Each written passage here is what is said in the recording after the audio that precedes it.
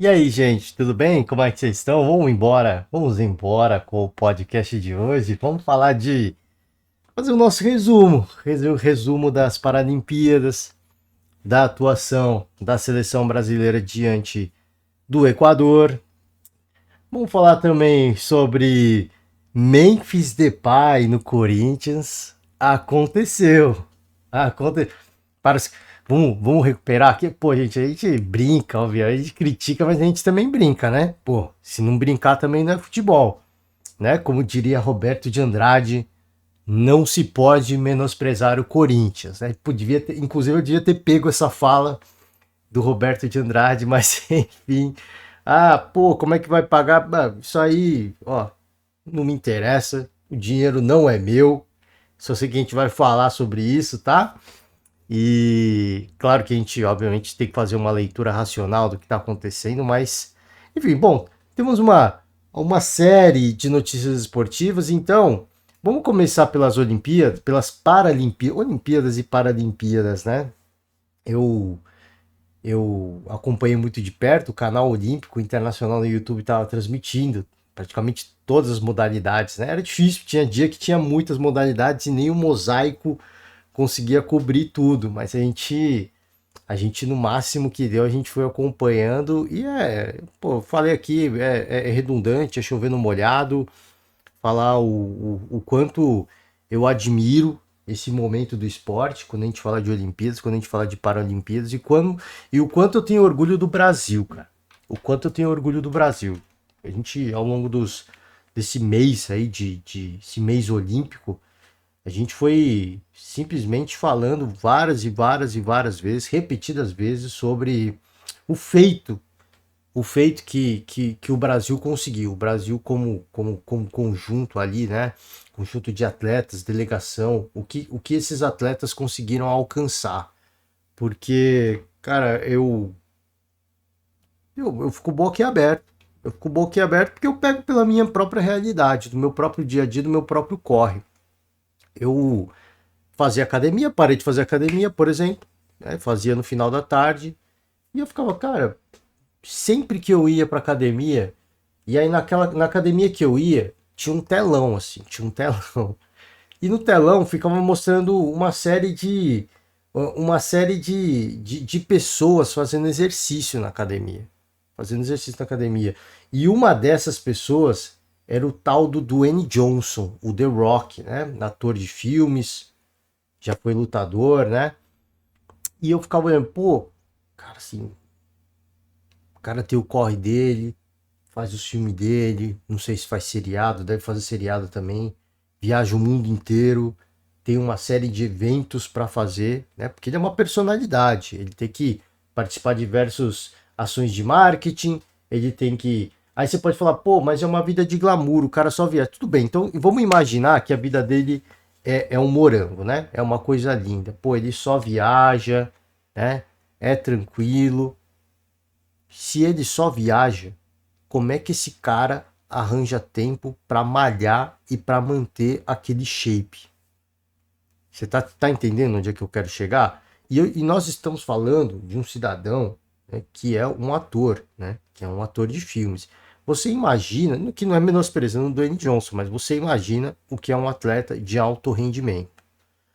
Então, eu sempre fico nessas, eu sempre fico barulhando essas ideias, porque assim, cada vez que eu vejo uma edição de Olimpíadas, cada vez que eu vejo uma modalidade, quando eu vou para Paralimpíadas, então, mas não é nem, cara, assim, não é nem entrando no capacitismo, porque assim, muita gente vai falar, tá sendo capacitista. Então, cara, assim, eu sempre falo assim, pô, para alguém que pratica, que não é uma pessoa com deficiência, né, e pratica a modalidade, já é difícil em termos de logística, infraestrutura dos transportes e infraestrutura para a prática esportiva. Se para alguém que não é uma pessoa com deficiência, que não é um PCD, já é difícil, você imagina para quem é PCD, né? Que às vezes, poxa, como é que eu vou pegar um ônibus usando uma cadeira de roda? Dá para pegar? Hoje em dia até é possível, mas é difícil. Três pessoas, três cadeirantes conseguem pegar um ônibus? Você tá vendo como já começa a complicar? Se uma ou duas pessoas pegam o ônibus, pô, dá para comportar. E três pessoas num ônibus lotado. Então, é estrutura. É a tal da estrutura que a gente fala. E eu fico sempre boquiaberto. Eu falo, cara, esses caras, eles são super-humanos. Eles são super-humanos. E eu sempre falo, eu olho pra minha realidade e falo, pô, já é difícil. Tem dia que eu ia na academia só fazer meia hora. Eu falei assim, pô, eu vou ficar na academia 30 minutos. Pô, me mato de correr, porque tem que render a corrida e tal. Então eu me mato de correr. Mas tem que ser meia hora, porque o tempo é contado. O dia a dia ele te cobra, né? E aí você fica, pô, esses caras é surreal. Essa galera é surreal, tá? O Brasil terminou no top 5 do quadro de medalhas da Paralimpíadas pela primeira vez. Eu já estava prevendo que algo do tipo ia acontecer, porque já nos primeiros dias, a gente sabe que o Brasil costuma medalhar muito em Paralimpíadas, mas já nos primeiros dias eu já fiquei, cara, vai acontecer alguma coisa boa aí. Vai acontecer alguma coisa diferente. 89 medalhas, sendo 25 de ouro. Ganhamos 89 medalhas. 89 medalhas. Aqui, as fotos de alguns. Não, Gabrielzinho é uma loucura, né? Uma loucura. Olha quantas medalhas, né? Olha quantas medalhas este cidadão venceu. Pô, judô, natação, atletismo, as medalhas de ouro aqui, ó, do atletismo, 10 do atletismo, 7 da natação, 4 do judô, 1 do taekwondo, 2 do alterofilismo, tá? Levantamento de peso, isso aqui. Ganhamos 2 medalhas de ouro no halterofilismo.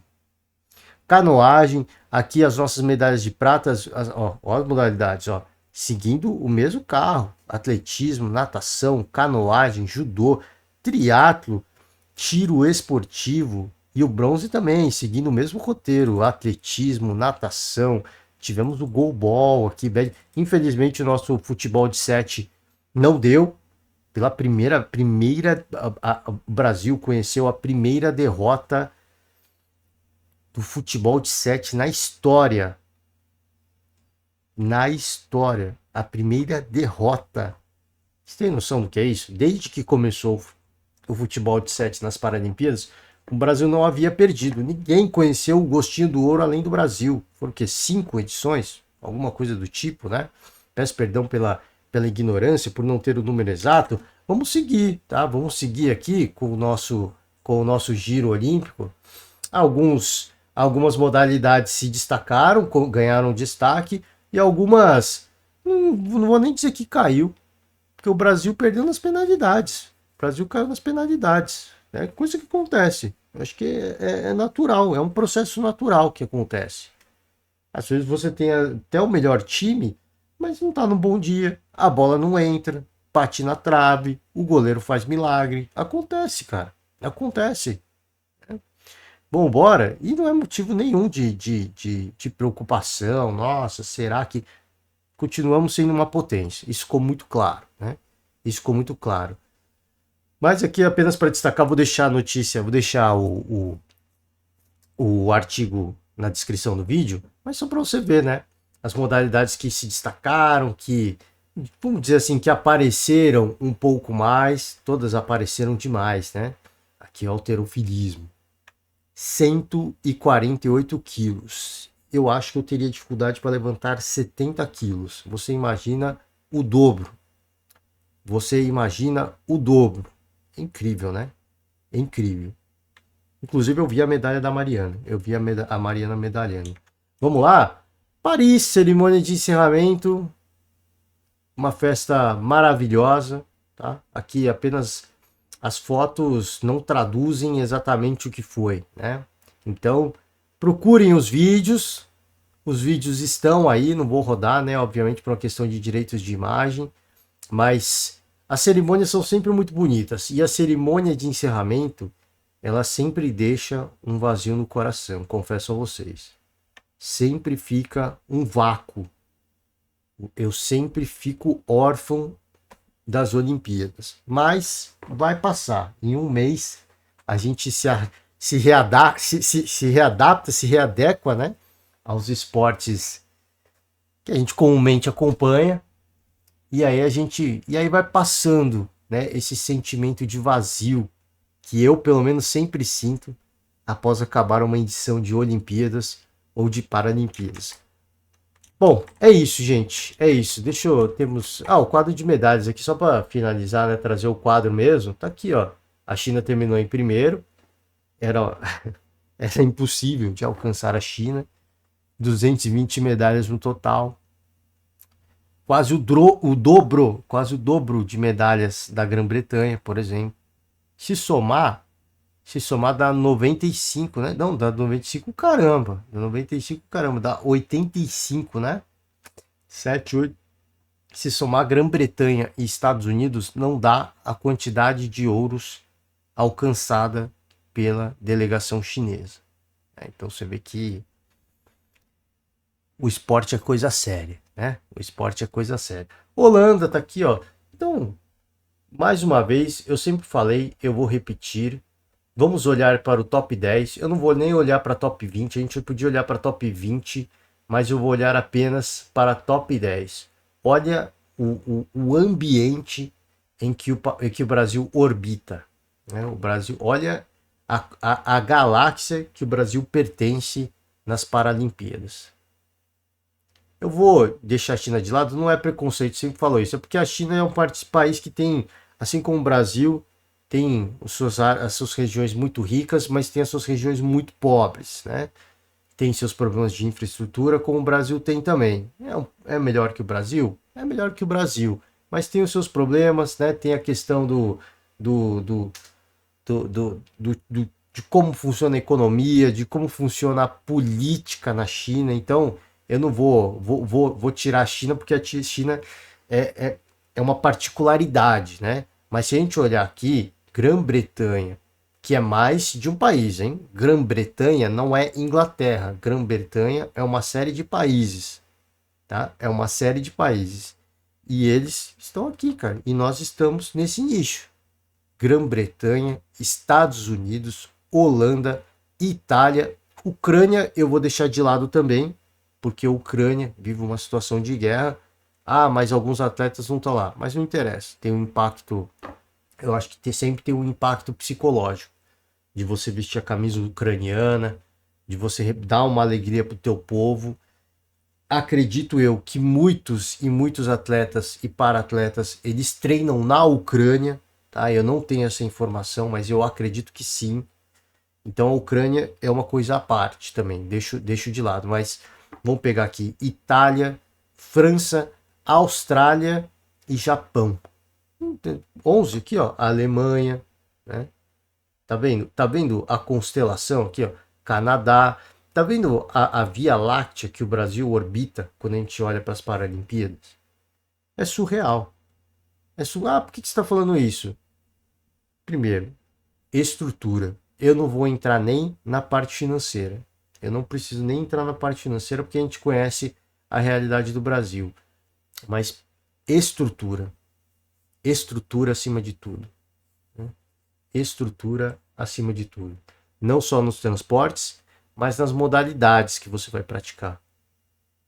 Nas modalidades que serão praticadas. Mesmo o atletismo, que foi aí o carro-chefe, né, do Brasil nas mais diversas medalhas, atletismo no Brasil, é só correr. Não é só correr, porque o atletismo é praticado dentro do estádio. Dentro do estádio, com uma pista decente, né, com manutenção em dia. Temos isso no Brasil? Temos, mas são raríssimos casos onde você pode ir para um centro de práticas esportivas e encontrar uma pista decente, uma pista em condições de você praticar o esporte com alta qualidade. Então, é a tal da estrutura. E aí, quando a gente fala da estrutura, o Brasil perde de lavada da Grã-Bretanha, dos Estados Unidos, da Holanda, da Itália, da França, da Austrália, do Japão, da Alemanha que vem na sequência. Ah, tá menosprezando o Brasil? Não, eu estou exaltando o Brasil. Porque esses caras, essa galera, esse pessoal, eles são super-humanos. Né? Para mim, eles são super-humanos, são os heróis da vida real. Vambora? Vamos seguir? Peraí, deixa eu só Foi mal, gente. O nariz não tá legal. Dá pra perceber que o nariz tá um pouco entupido. Seleção brasileira, seleção brasileira. Ah, não vai falar da seleção brasileira. Jogou Luiz Henrique, jogou o Estevão. Não vou falar, gente. Vocês viram o jogo. Quem viu o jogo, viu o jogo. Quem viu o jogo, viu o jogo. Preciso falar alguma coisa? O jogo só confirmou tudo aquilo que a gente já tinha falado. Não só eu, não vou falar que eu sou o dono da verdade. O jogo confirmou tudo aquilo que eu e tantos outros, eu que sou, né, o pé de rato, no entendimento do esporte, da modalidade, mas tantos outros especialistas da bola já haviam cantado. Né? Então, assim, o jogo, quem viu, viu. Quem viu, viu. E o torcedor, né, o brasileirinho que estava lá, que pagou caro para ir no estádio, ele ficou chateado. Ele vaiou a seleção brasileira. Ele clamou pela entrada do Estevão. E aí o Dorival, né, se vê numa situação de, poxa, o torcedor tá cantando a bola. Eu preciso dar um presente pro torcedor. Aí foi lá e colocou o Estevão. Por isso que aí, pra quem fala, falou que o Estevão ia jogar 3 minutos e não ia jogar, ou não ia jogar. Ele colocou porque a galera cantou. A galera clamou pelo atleta. Aí o Dorival, que ele é um treinador mais resenha mesmo, ele foi na onda da galera, né? Ele viu que não estava acontecendo nada no jogo, foi na onda da galera, se emocionou e pôs o garoto para jogar. Mas se o jogo fosse na Inglaterra, o Estevão muito provavelmente não jogaria. Muito provavelmente não jogou, ou jogaria 3 minutos do acréscimo, né? Porque tiveram 4 no segundo tempo, se não for até 49, né? Ele entraria com 46 minutos de jogo. O Endrick, por exemplo, nem entrou, né? Nem entrou. Então, assim, tudo que a gente viu nesse jogo, apesar da vitória, só confirmou tudo aquilo que a gente já tinha falado. Ah, mas você falou do Luiz Henrique. Ah, você falou do Estevão.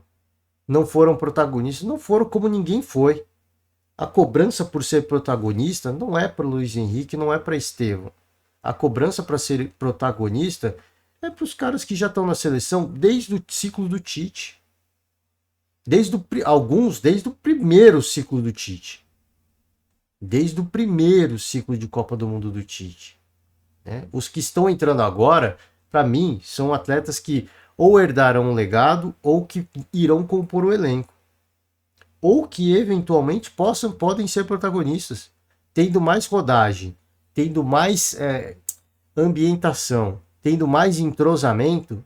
Porque assim, você vai cobrar do Luiz Henrique e do Estevão que sejam protagonistas, os caras nem conhecem, os caras não conhecem ninguém.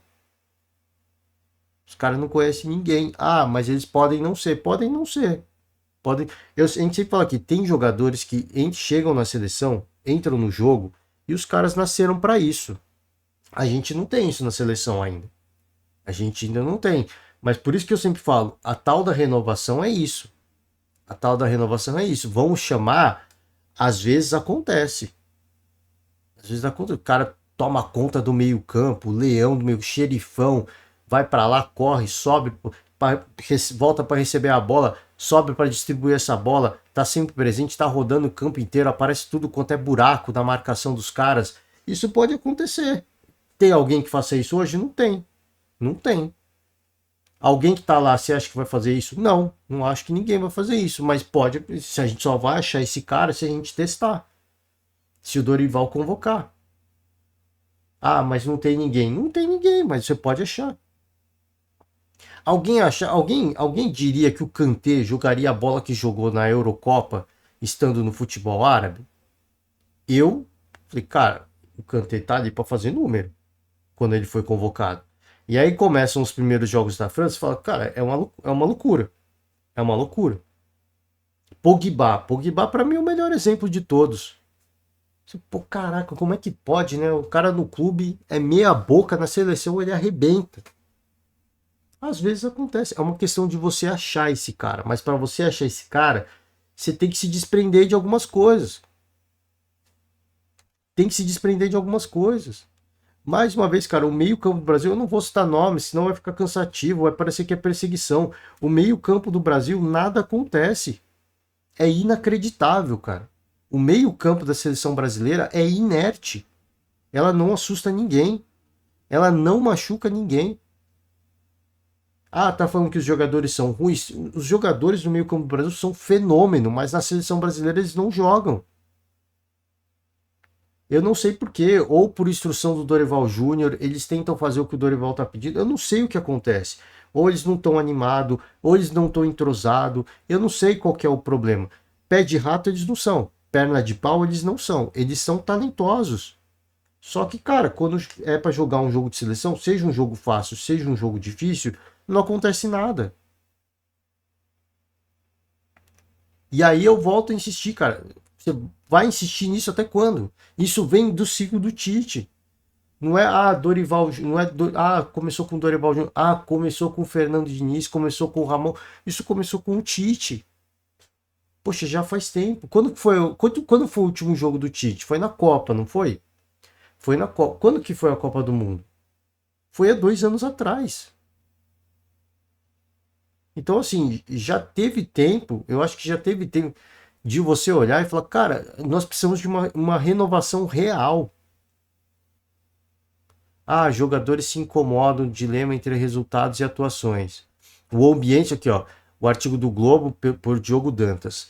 Ambiente de cobranças por melhores apresentações, mas todos reconhecem que há evolução e que será necessária sequência para. O que há evolução é evolução natural da questão defensiva. O Brasil estava tomando muitos gols, mas o Brasil sempre teve jogadores referência na parte defensiva. Seja goleiro, seja zagueiro, seja lateral, seja volante. O Brasil sempre foi referência. E corrigir isso era uma questão de tempo. Era uma questão de tempo. Para mim, né? Apesar do incômodo, me incomodava um pouco, era uma questão de tempo.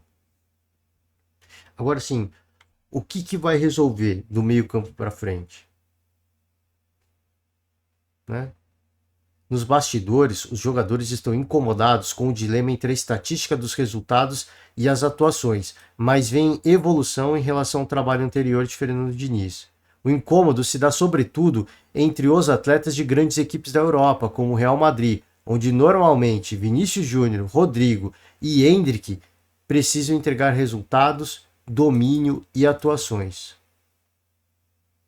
O ambiente com a chegada de atletas do futebol brasileiro também ajudou a aumentar esse tipo de preocupação, já que a cobrança nos clubes que lideram os torneios é semelhante.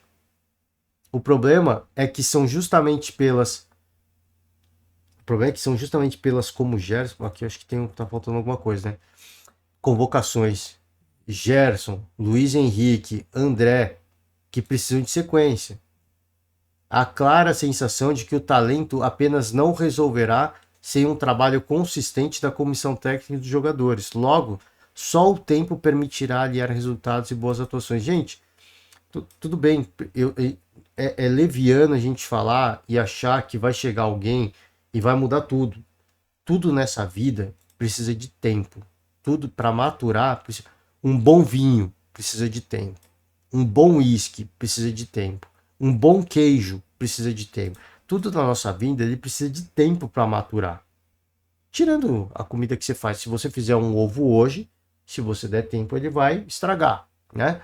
Mas depende, né? Depende do ponto de vista. Do ponto de vista do ciclo da natureza, né? O negócio vai se decompor, vai virar nutriente, enfim, esses nutrientes serão utilizados por novos seres. Dá para dizer que também é uma evolução, né? Tudo depende do ponto de vista. Agora sim, tudo depende do trabalho.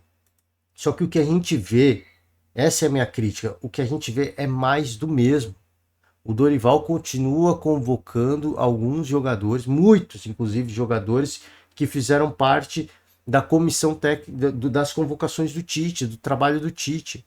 Não é possível que agora a gente fale em tempo para essa galera. Essa galera se conhece, essa galera sabe como jogar. Pô, mas o treinador é novo. Sim, enquanto o treinador é novo, fala assim, professor, deixa que a gente resolve, tá bom? Porque a gente sabe como é que funciona, a gente joga junto ou joga contra, a gente se conhece, a gente sabe o que tem que ser feito.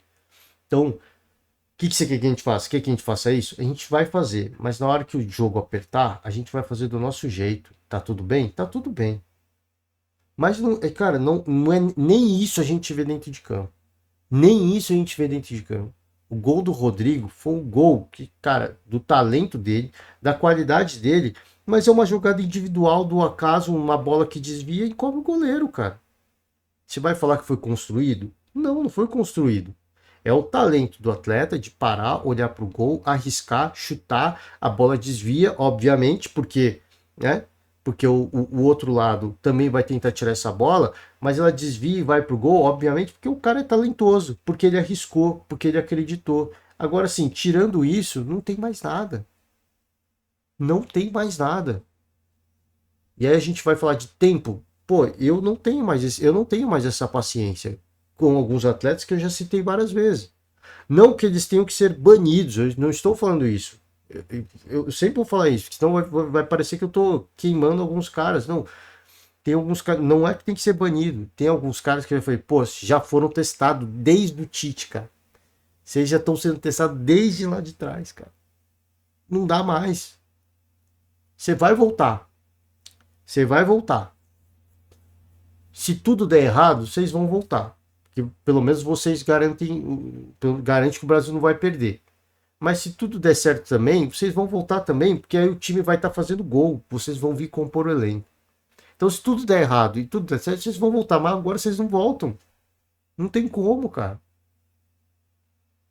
Vocês já tiveram a sua chance. Tá na hora de tentar coisas novas. Não tô falando para cortar o Vinícius Júnior e o Rodrigo, tá? Eu falar isso é uma loucura, é uma heresia, né?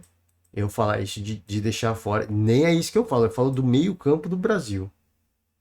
Do meio-campo do Brasil. Infelizmente, o meio-campo do Brasil é inerte. É inerte. Nada acontece no meio-campo da seleção brasileira. Vamos seguir, tá? Vamos seguir. Tem mais um jogo. Vamos ver o que acontece. Não sei se vai acontecer alguma coisa diferente ou não. Provavelmente não. Espero que o Brasil vença. Espero que há uma grande chance do Brasil vencer. Mas a gente fala assim, uma boa atuação. Ah, mas primeiramente o resultado. Sim, primeiramente o resultado. Mas a gente teve 2 ciclos com o Tite de Copa para a gente entender que só resultado não ganha Copa. Só resultado não...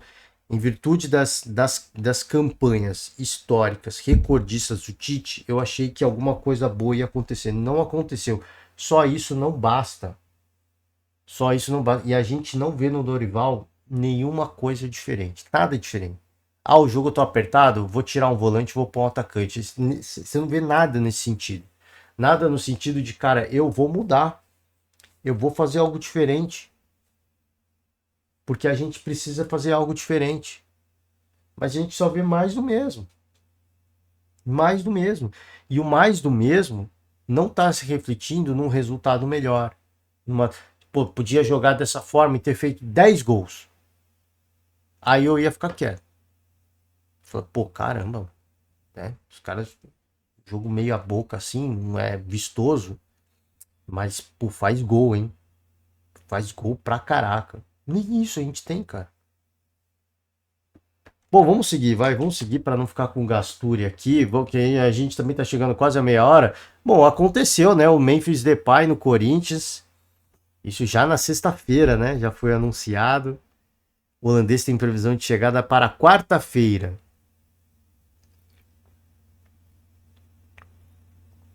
Tá aí, né? Como eu disse na abertura, eu devia ter separado o áudio do Roberto de Andrade. Não se pode menosprezar o Corinthians. Não se pode menosprezar o Corinthians. Pode ser apresentado ao torcedor do Corinthians na decisiva noite de quarta-feira, data na qual o Timão jogará a sobrevivência na Copa do Brasil contra o Juventude. Caso o planejamento siga sem mudanças, o holandês estará na Neoquímica Arena para o primeiro contato com a Fiel ainda nesta semana. 30 anos, tem previsão de chegada no fim da manhã de quarta-feira, com exames médicos realizados e toda a burocracia finalizada ainda no continente europeu. Tá aqui, ó. Assiste o jogo da Holanda contra a Bósnia. Olha ele aqui, ó. Olha ele aqui. Vou falar a verdade, gente. Vou falar a verdade. A gente tava falando aqui, né, da outra vez, pô, o Depay quer voltar para a seleção holandesa e tal. E eu tava falando, pô, ele vai ter que arrebentar no Brasil para ser convocado? Eu acho que não. Ele só vai ter que jogar bem. Porque eu citei o nome de um atleta aqui, ó. Né? Kanté. Tá no futebol árabe, foi convocado para a seleção francesa, arrebentou. Então, eu não acho que o Brasil seja uma vitrine fechada. Eu não acho que o Brasil seja uma vitrine fechada.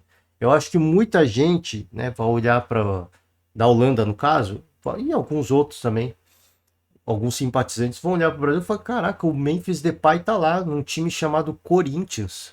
Vamos olhar, vamos assistir. Eu acho que vai ter sim. E eu acho que ele não será ignorado. Aí eu não estou dizendo que ele vai ser convocado. Eu estou dizendo que ele não será ignorado. Ah, tá no Brasil? Não. Ali a liga é fraca, não vão nem olhar. Não, eles, o cara, pô, tem um. Talvez eles falem, pô, Depay, caraca, a gente já assiste a Premier League, a gente já vê futebol espanhol, italiano, alemão, holandês. Você quer que a gente assista a Liga do Brasil também? Vamos assistir então, né? Estamos sendo pagos para isso? Vamos assistir também. Talvez seja a única reclamação que os caras tenham, né? Falei, caramba, vamos ter mais um campeonato para assistir. Mas vamos embora, né? Mas vamos embora. Aí ficaram as discussões ao longo do final de semana, né? Como é que vai pagar? Como é que vai pagar? Eu não faço a mínima ideia. Não tem nem aqui os números, as cifras envolvidas. Também não quero nem saber. Isso é dor de cabeça pro Corinthians, tá? O Corinthians sabe os seus problemas. O presidente do Corinthians, eu sempre cito isso aqui, é cansativo, é repetitivo. Eu vou lançar de novo. O presidente do Corinthians, após o rompimento da Vaidbet, falou que o Corinthians não tinha dinheiro. Ele falou que o Corinthians tinha que escolher a próxima conta a ser paga. O Flamengo na semana passada notificou o Corinthians para pagar a parcela do Mateuzinho. Então, como é que vai pagar? Eu não sei, não dou a mínima. Parece que essa gestão também não dá a mínima. O torcedor também parece não estar interessado nisso. Então, quem sou eu, né? Eu sempre falo aqui, tem hora que você tem que ir na onda do torcedor. A gente tenta ser racional, a gente tenta trazer assim, ó, isso aqui pode acontecer tal. Eu falei muito isso do Tite, pô, vou criticar o Tite, tem que tomar cuidado, porque você não, né, vai falar sem emoção do trabalho do Tite. O torcedor do Flamengo estava emocionado. Então, é a mesma coisa, cara. A gente fala sem emoção muitas vezes. Agora, eu vou entrar na emoção. Como isso será pago? Qual o rombo que vai ficar? Qual o problema que vai ficar? Eu não faço a mínima ideia. Eu espero que venha um grande título para ajudar a pagar alguma coisa, mas a sensação, quando foi anunciado o Memphis Depay, e eu estou com essa sensação, e essa sensação só vai mudar quando ele entrar em campo e arrebentar. Se isso não acontecer, essa sensação vai continuar, de que acabaram, esse aí foi o golpe de misericórdia do Corinthians. Esse foi o golpe de misericórdia, mas é a última vez que eu vou falar sobre isso. O golpe de misericórdia para, assim, acabar com tudo das contas do Corinthians, acabar de vez. Pro Corinthians virar um time falido, tá? Falido. Com todo respeito, torcedor. Todo respeito, vocês sabem do que eu tô falando. Vocês sabem do que eu tô falando. Então, assim, a menos que ele entre no primeiro jogo e arrebente, põe a bola embaixo do braço, dê assistência. Pode nem fazer gol, mas dê assistência pro Yuri Alberto, dê assistência até pro Pedro Raul fazer gol. Se isso não acontecer no primeiro jogo dele, eu já vou olhar e falar, cara, acabaram com o Corinthians. Acabaram mais. Até lá, eu vou surfar na onda do torcedor também. Não falo mais sobre isso. Como eu falei, o torcedor sabe melhor do que eu dos problemas. Sabe melhor do que eu dos problemas. Então, já que não tem ninguém preocupado, né? E o mais preocupado de todos deveria ser o presidente do Corinthians, já que não tem ninguém preocupado, a gente vai surfar na onda do torcedor. E quando acontecer, a gente vai fazer aqui o que todo mundo vai fazer. Eu avisei, né? A gente vai falar o que todo mundo vai falar. O tal do eu avisei. Se não acontecer, eu vou falar, cara, queimei a língua. E ainda bem que isso aconteceu. Eu sou assim, né? Não tenho vergonha de pedir desculpas, né, de fazer a nossa correção aqui. Mas eu, assim como qualquer outro torcedor, estou aguardando ansiosamente pela estreia do Depay, né? Do Memphis Depay, agora, né? Que eu, como eu falei, tô do lado do torcedor agora. Agora eu virei torcedor. Virei torcedor do Corinthians, né? Eu, como qualquer outro torcedor, estarei torcendo, né? Agora, já que já fechou, só me resta torcer. Só me resta torcer. Enfim, né? Enfim, e os rivais vão falar de fair play financeiro, tem que ser falado mesmo, né? Mas é aquilo, é o que é, né? é o que é. Convencer o homem vai chegar e a gente só pode torcer por boas atuações, né? Boas não, por excelentes atuações. Excelentes atuações. Tá, vamos para finalizar aqui. São Paulo pode conseguir anulação no jogo contra o Fluminense? Provavelmente não, né? Eu vou deixar a notícia aqui na descrição do vídeo. Vamos pegar aqui, ó. A gente consegue pegar aqui. Após assistir para ter acesso aos áudios e imagens da cabine do VAR na derrota por 2-0 para o Fluminense, dia 1º de setembro, jogo válido pelo Brasileirão, a diretoria do São Paulo decidiu que irá acionar o STJD para tentar anular a partida. O clube paulista entende que o árbitro Paulo César Zanovelli, é árbitro FIFA, né? Preciso falar mais alguma coisa? Não, né?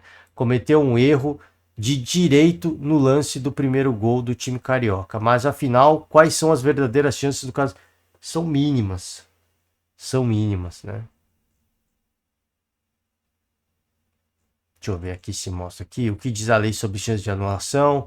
Para o São Paulo, a confusão apresentada pelos argumentos de Zanovelli constitui um erro de direito e estão embasados no arquivo 259 do Código Brasileiro de Justiça Desportiva, que prevê punição para o árbitro que deixar de observar regras do futebol, ou mesmo aplicá-las, cabendo também suspensão e multa.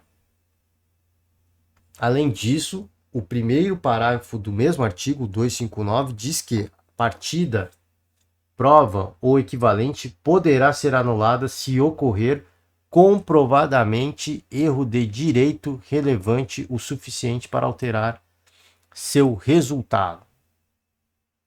Tecnicamente, há chance, mas cotidianamente, logicamente, isso não vai acontecer, né? Isso não vai acontecer. Poder pode. Algum jogo já foi anulado no Brasil por erro de direito? O caso mais conhecido de anulação aconteceu no Brasileirão de 2005, quando foi revelada a máfia do apito e 11 partidas apitadas pelo árbitro Edilson Pereira de Carvalho foram invalidados. Fora isso, é muito raro. Mas foram 11 partidas do mesmo árbitro. Assim. É muito improvável que, em alguns outros casos, é muito improvável. No Brasileirão de 2020, o próprio São Paulo entrou com a ação após uma derrota por 3-0 para o Atlético, entendendo que houve erro de direito. Após o então presidente da comissão de arbitragem, Leonardo Garcia, ter admitido isso em um programa de TV. Porém, o tribunal indeferiu o pedido. Cara, eu vou te falar uma coisa. Se tivesse sido 1-0, pô, perdemos com um gol, com um erro da arbitragem, mas foi 2-0. Né? Mas influencia. Influencia, mas poderia ter terminado. Por que não terminou 1-0 então? Porque nós vai para cima, nós tenta, nós abre a defesa. Gente, pô, como eu falei, pô, eu entendo a reclamação, tá? Me solidarizo com a reclamação. Mais uma vez levanto o ponto de que os árbitros, ironizei até que o árbitro FIFA. Pô, cara, isso quer dizer alguma coisa? No Brasil não quer dizer nada. Não quer dizer nada. Quer dizer que o cara, ele gosta de ser uma diva do pop, ele gosta de aparecer mais que todo mundo e ele vai cometer uma série de gafes. É isso que quer dizer quando o árbitro é FIFA no Brasil. Então vai acontecer alguma coisa? Não vai. Eu acho que assim, a validade nesse caso, eu sou contra até entrar com pedido. Sou contra até entrar com pedido, porque isso meio que depois vira motivo de chacota. Eu acho que assim, valia muito mais o Júlio Casares, o Belmonte, fazendo o tal do poder de bastidor. Fala assim, seu Edinaldo, pelo amor de Deus, cara, o que é isso? Até quando vocês vão prejudicar a gente? E seguir, cara. Pô, pede o contato. Quem tem contato dentro da CBF? Quem tem alguém? Quem daqui de dentro conhece alguém influente na CBF? Vamos fazer o poder de bastidor. Não é possível que isso aconteça. Isso é incabível. Eu acho que vale muito mais do que você entrar com uma ação. Mas é para mandar um recado. A gente não sabe como é que funciona o recado. Chororô. Os caras vão olhar, o São Paulo só chora, só reclama, não deixa quieto, nem vamos entrar, nem vamos apurar, né? Sabe esse tipo de coisa? Pô, mas não deveria ser assim. Mas a gente sabe que funciona assim muitas vezes, né? Não tô falando que isso vai acontecer, eu estou falando assim, muitas vezes a gente sabe que isso acontece. Pô, aquele cara é um mala, né? Caramba, pô, ele em vez de vir dialogar, ele já sai falando com a chefia. Isso acontece, pô. Isso acontece no dia a dia. A criança lá que, né? Pô, não aguenta uma brincadeira, tudo bem que assim, brincadeira tem limite, né? Mas de repente, se, pô, não aguenta uma brincadeira, já foi falar com a professora, já foi falar com a mãe dele. Não tô falando que a criança tá errada. Tem que protestar, ninguém é obrigado a aguentar bullying. Eu só tô falando assim, que os amigos, os coleguinhas. Amigo não, né? Às vezes é amigo. Às vezes é coleguinha, vai olhar e fala, pô, aquele menino é um mala, né? Aquele menino é um mala, não vamos brincar mais com ele, não. Não, porque, pô, tá todo mundo se zoando, tá todo mundo brincando, o cara. Repito, não tô falando que não tem que reclamar, não. Se você acha que tá sofrendo assédio, não gostou da brincadeira, você tem que. Eu estou falando apenas que a galera que tá em volta, que tá orbitando, eles vão falar, pô, aquela pessoa ali é muito chata, né? Aquele coleguinha, aquela coleguinha é muito chata. Não dá pra brincar, né? Então, assim, repetindo, ninguém tem que aguentar bullying de nada. Você está sendo sentindo lesado, se prejudicado, teu filho está se sentindo lesado, prejudicado, tem que reclamar mesmo. Tem que reportar mesmo, porque isso eu acho que não cabe mais. Eu estou falando, né, que o pessoalzinho que está em volta vai olhar e vai falar, poxa, aquela pessoinha ali, mano, ele é muito chata. Ela é muito chata. É só isso, né? E aí fica esse sentimento. Como eu falei, não tô falando que isso vai acontecer, mas sabe que no mundo é assim, né? Pô, caramba, São Paulo, mano. Em vez de vir aqui dialogar, bater um papo, e já entra com o pedido no STJD, que eu quero mostrar o quê? Não vai acontecer nada. Não vai acontecer nada. É só isso. Pô, se sentir prejudicado, eu acho que foi, tem que reclamar. Mas aqui os caras vão olhar e falar, pô, 2-0 também é complicado, né, meu pai? É, meu padrinho, 2-0 também, aí vocês querem pedir o quê? Mas condicionou o resultado. Pô, mas 2-0, né? Né, meu rei? Ô, meu rei, pô, aí você tá querendo. Me ajuda a te ajudar, né? Aí o cara vai falar a famosa frase: quem quer rir tem que fazer rir, né? Quem quer rir tem que fazer rir. Enfim, né, gente? Ó, é isso. Só sobre o futebol brasileiro. Eu vou deixar isso aqui na descrição do vídeo. O futebol brasileiro é o que mais cede jogadores para as eliminatórias da América do Sul. É natural, né? É a liga mais rica, contrata os melhores jogadores e naturalmente vai ceder mais atletas para as seleções aqui do continente sul-americano. Tá, com isso esse é o podcast de hoje, 43 minutos, vamos até 44 provavelmente. Eu vou finalizar. Você que nos acompanha até aqui, fica aquele meu profundo agradecimento, valeu demais. Ótima semana para todos. Um forte abraço e amanhã nós estamos de volta. Tchau.